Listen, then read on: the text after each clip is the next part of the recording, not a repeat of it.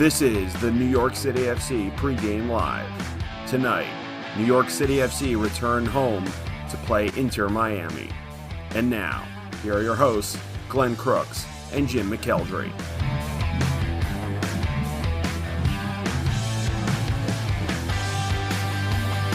That's right. He's Jim McElderry. I'm Glenn Crooks, and we are at Yankee Stadium in the Bronx, New York. Sunshiny, hot, humid. We hope by 7:08 p.m. It might cool down a little bit, but I suppose we have to wait till the sun sets.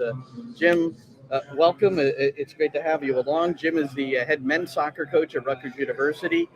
He's a bit of a legend, like the guy we're going to talk about a lot today, Tati Castellanos, leading Fordham University, the men's side, to the Elite Eight in 2017. It's the only Fordham program to advance that far in an NCAA tournament, and that helped him make the move to Rutgers University. So we're kindred spirits in that case. And Jim, welcome. How are you?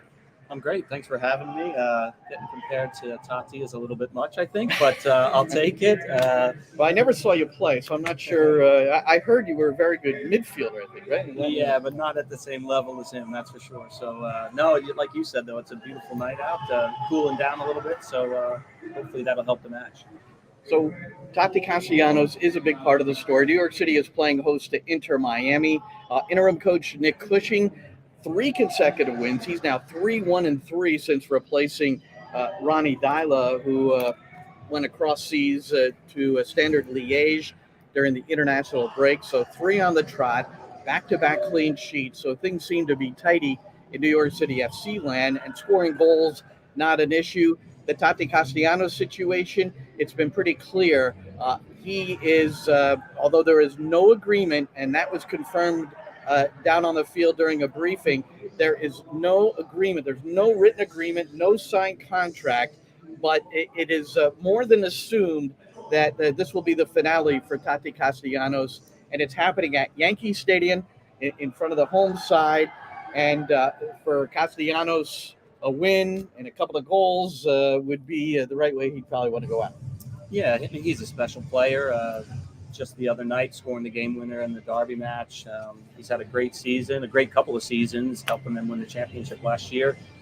You know, you can't really underestimate the value of a center forward scoring goals at a fast clip like he's doing this year. So we'll see where that all kind of goes, but it makes tonight's game even a little more exciting. Well, Ryan Portillo, he says 4-0 New York City FC. So that would be a good way for Tati to go out. Now, you did mention the goal. It was Castellanos scoring the lone goal of the game as New York City defeated Red Bull New York at Red Bull Arena. And here's the call as heard on the New York City FC network last week. Here's Santi Rodriguez. It's to Tati Castellanos and a first-time finish with the outside of the right boot. He got behind Sean Nealis, and in the 69th minute, Tati Castellanos, the Golden Boot leader in MLS, now with his 13th of the season. And in the Hudson River Derby, New York City takes the 1-0 lead at Red Bull Arena. Well, this is absolutely exquisite from Santi Rodriguez. He clips it over the back of the New York Red Bulls defense. Tati Castellanos pulls off the back shoulder of Nealis, Sean Nealis this time, and finishes with the outside of his right foot. I don't think there's any way that Carlos Coronel can come for this.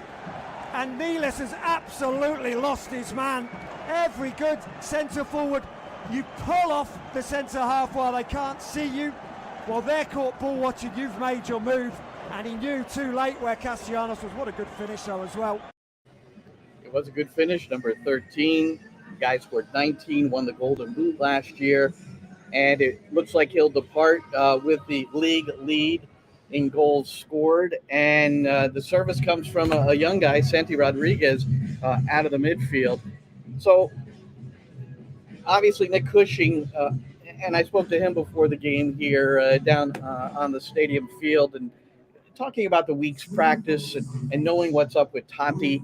And one thing that I feel Cushing's very good at, and I don't know if you've ever been in this sort of situation, Jim, but he handled the week well with the boys. You know, he's got some close friends on the team. Everybody knows what's going on, yet they've handled it with aplomb, and he's going to manage this game accordingly. Not that it's Tati's farewell match, but it's trying to get another 3 points and win your fourth straight. Yeah, and I think Tati's a professional. He knows he's got a job to do here, and there is so much swirling around, and they want to win these games. You just never know what's going to happen with any of these transfers. So it sounds like it's on the cards, but he'll keep playing, he'll keep training. Nick needs him to do that, right? They need to have a good week of training and come here and try to get 3 points at home. So I expect him to play really well tonight, and we'll see where it all goes after that. But I would expect him to be excellent tonight. Nick Cushing during the week needed to ask the question at the end of the broadcast against Red Bull New York, and as you watched Tati come off the field late, he was substituted late, how he saluted the fans, the extended hugs. I described this scene, and it really reminded me of someone who was playing in their last match, or in the case of Patrick Vieira in 2018, coaching in his last match. And what I've also confirmed is that Tati, at that moment, wasn't 100% certain whether he was playing another game or not, and I think that's where we saw some of it. And I asked Nick about that this week. Yeah, I understand people reading into all of the things at the end of Red Bull, but I hugged him myself 5 times purely because he scored the winning goal in the derby away at Red Bull. So he deserved all of the plaudits and all this incredible finish as well. And maybe the hug from Santi is because the pass was sublime. It was. The whole action was exactly what we'd worked on and something that we were really proud of. Of course, we're aware of the speculation and we understand it because of the level of Tati and what he's produced over the last season and a half. He deserves to have speculation and he deserves to have people think that top teams are coming for him. But he trained today and he will continue to train tomorrow and he will be in the squad and play against Miami. And that's a good thing for us is we understand where it comes from, but he's still motivated, he's still working, and hopefully he can score the winner again against Miami. Yep. Professional, right? Yeah, and I treat it professionally. Yeah, and I think we've seen in other maybe other leagues in the world, maybe these kind of transfers, all of a sudden players maybe stop training because they don't want to get injured. But I think Tati seems to be doing everything right. Maybe they thought the transfer would go through prior to this match. It doesn't. He keeps kind of plugging away and see where it goes. But it sounds like he and the coach have a great relationship, and maybe Tati really does understand he owes a lot to the club and wants to just keep doing what he's supposed to be doing, do his job, and then see where it all ends up over the next couple of days. Jim McElderry with me. I'm Glenn Crooks. We have the live commentary coming up at 6:45 on the New York City FC Network, which is on the NYCFC app and also nycfc.com/radio. It's an all Rutgers crew today. This is fairly exciting. So I'm the former women's coach at Rutgers University. Jim is the current men's coach at Rutgers University. Chris Sakonis will be our halftime and post-game host. He is a recent alum of Rutgers University. And then Eddie Kalegi, who's a rising sophomore at Rutgers and who will help out in the month of August when Chris is away. They're all in the booth. I think I don't see them. I think they're getting something to eat. I think that's what they're doing right now. Usually it's Chris interviewing me after our Rutgers matches. So it's nice to see a familiar face here. He did a great job while at Rutgers. So we'll miss him as he moves on to bigger and better things. But it makes it a little bit more fun tonight having the whole Rutgers crew here. No question about it. And getting to call the New York City against Inter Miami match. Now, we talked about Castellanos departing. Girona is the destination. That's a City Football Group side. City Football Group owns 47% of Girona. And interestingly, it's when Dominique Terral came here to coach after Patrick Vieira, his only previous head coaching experience was at Girona.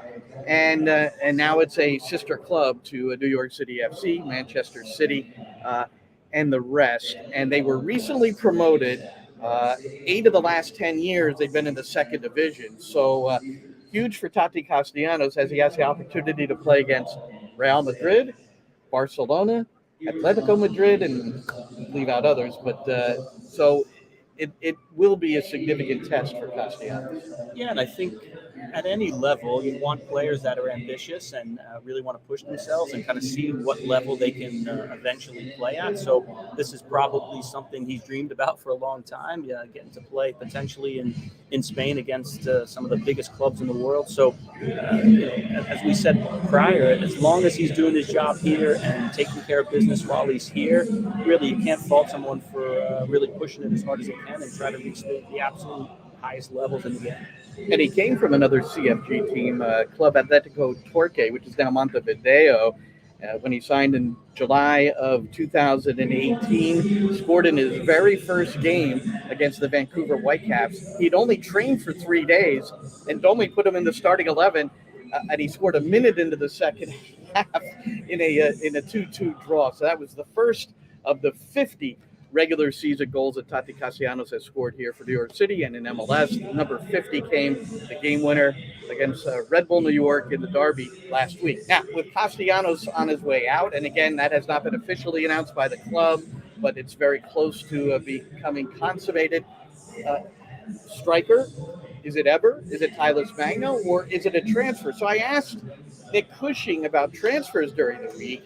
His priority, though, is in the midfield. I think recruitment is an ongoing thing, and without trying to avoid the question, you hit the nail on the head. You can see that we lack a midfield player because Keaton is still injured. If we were to make any moves with our squad, there would be an opening to replace somebody, So, of course, we want to strengthen the team. We want to strengthen the team to make us better, to give us a more robust roster when we've got injuries.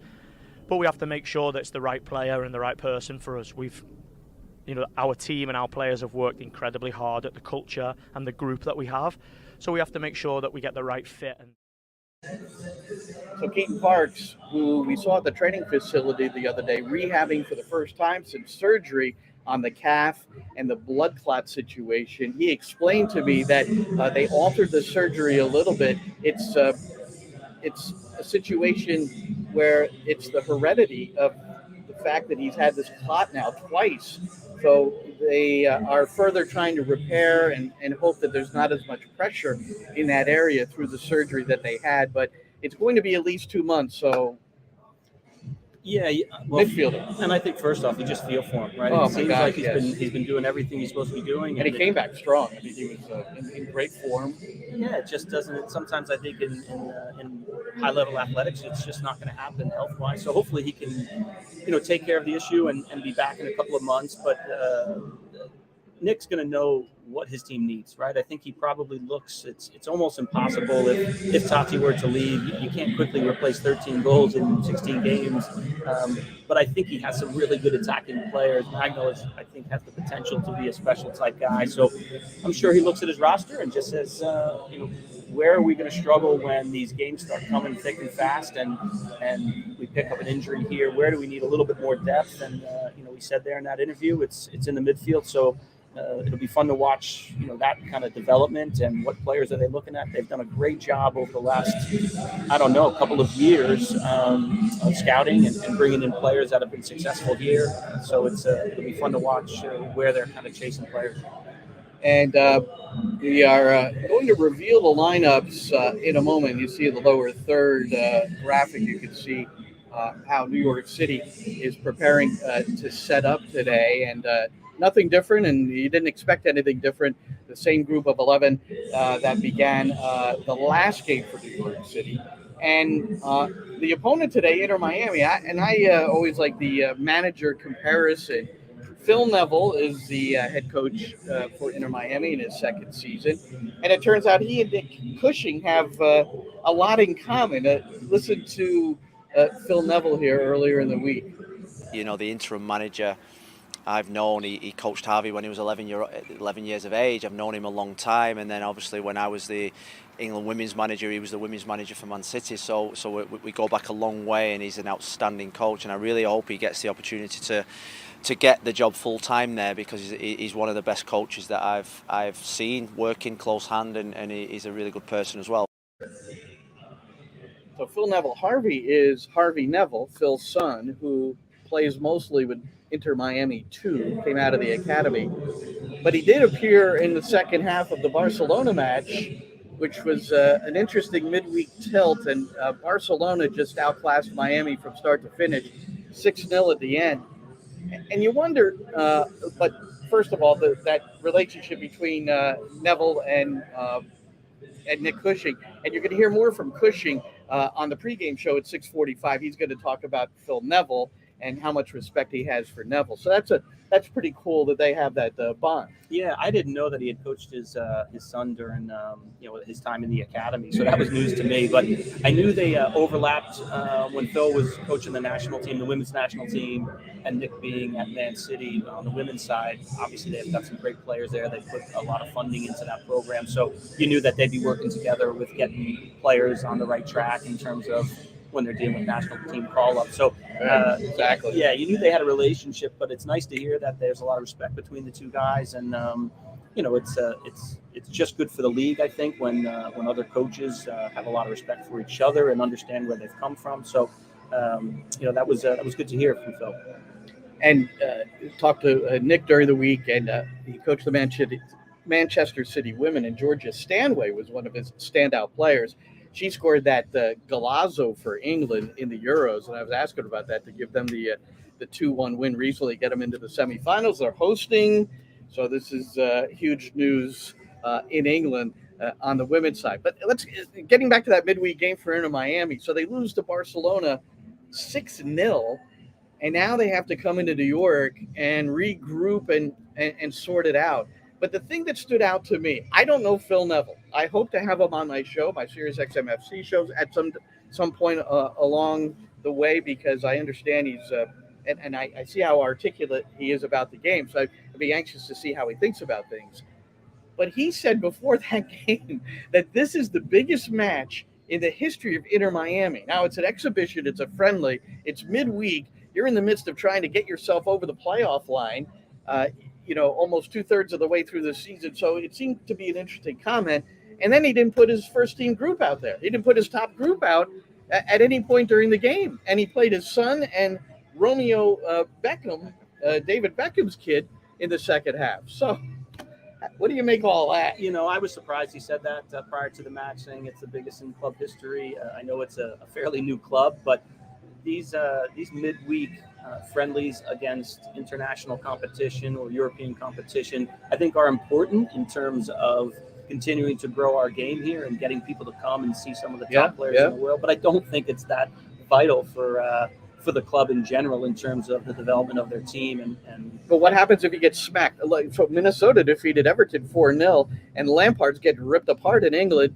And then you had Charlotte play Chelsea to a 1-1 draw, and then won in penalties for whatever that's worth. So maybe some teams get more out of it than others. Yeah, well, I knew it was trouble when you started to look really through the roster of Barcelona, and you realize, man, they can really put two full teams out there of the highest quality. I know there are a lot of young guys, but the level is just incredible. But I thought it was it's not the end of the world that they lost 6-0, but I thought it was a little bit kind of disappointing probably for them, and it turned out to go from a great night to maybe being one where you get humbled a little bit. But ultimately, can they turn it around, move on, and show up here and put a performance together that's gonna bring some big challenges to them in other ways?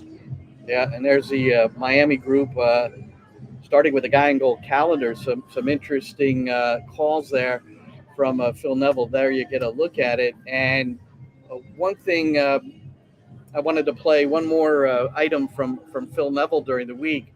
It seems that, week in and week out, coaches who have never been here, or those that have and players that have, and what I mean by here is Yankee Stadium in the Bronx, New York, with the interesting dimensions and the way the field is structured here in this big stadium. And here's what Coach Phil Neville had to say about coming into the Bronx. It's probably why they've a big reason, even though they're a fantastic football side, why they're so good in their home field, because it's not a football pitch. It's a baseball stadium, a baseball pitch. You can see by the lines, the mounds are still on the pitch. So it's so narrow. It's not as long. So really, we're playing on a baseball field. Yeah. Yep, baseball field, Jim. New York City at home, and this is not all Yankee Stadium. 7 wins, 1 loss, 3 draws. So, but here at Yankee Stadium, well over 60 wins over their time in MLS since 2015. It has been a bit of a fortress, and Anton Tinnerholm said it best when he was on commentary with me. He said he's talked to a lot of players in the league, and they all hate coming here. So that's home field advantage, I guess, right? Well, I think everybody has different advantages at their home field. You look across the league, some teams play on turf, so other teams don't, enjoy playing on that. Some have football lines on them, some don't. Right. So everybody has an advantage. I think the biggest challenge here is not so much the width or the length of the field. It is just, I think, getting used to the kind of the angles a little bit as the field is placed in a stadium like this. So, listen, I hear what he's saying, and we all want to see games on on beautiful soccer only fields. But the reality is, this is their home field, and you've got to figure out how you want to play against them if you want to get a result. Because if you come in and you don't have a real plan, as they've shown with all their previous results, it's not going to go well.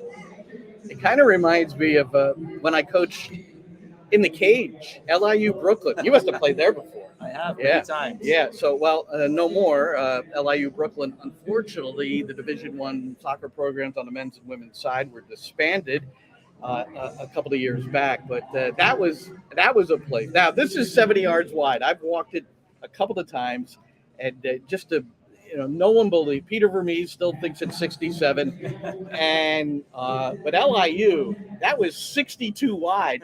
And there was about a yard and a half before you slammed into a fence on the one side, on the street side. Well, I'm not surprised Peter has an opinion on that, the Rutgers guy that he is. And, his stadium is immaculate and amazing. But I really think it's the dimensions are not the real problem. It's just how it's situated. It almost feels a little bit tighter than it actually is. So, I think teams do struggle with that when they come in. But as we said before, you've got to adjust to it. It's not new. This isn't the first year it's been here. So you've got to find a way to get a result and figure out what's best for your team. I'm always curious when teams come here. Are they going to think, hey, it's a small field. We'll meet the team. We'll meet NYCFC high and really try to make it difficult for them to play out the way they want to play? Or are they going to drop off and really make it tight because the field is a little bit smaller? It should be very hard to get broken down. So it's an interesting kind of concept. And no matter how guys play or how teams play during the year, I think they could come here and almost change their tactics a little bit just for this kind of I think they do. We know one thing they do is they shrink their training pitch during the course of the week. Almost everyone says that they make those adjustments before coming to Yankee Stadium. Well, it's New York City, second place in the East with an 11-4-5 record. Inter Miami, ninth. That's 2 notches below the playoff line. Their record is 7 wins, 9 losses, and 4 draws. Well, Tati Castellanos playing in his final New York City FC match here at Yankee Stadium in front of the hometown fans. And we thought quite strongly that last week might have been his last one based on his post-game reaction or when he was coming off after getting substituted. Today, I think we're going to see a massive salute to the fans at whatever juncture that he leaves the game. And his teammates know, the coaches know, the sporting director knows. It's just a matter of time. The contract with Girona is not yet completely agreed upon and signed, but that expectation is that it'll happen at some point during the week. The very earliest that there'll be any sort of official announcement from New York City FC will be Monday.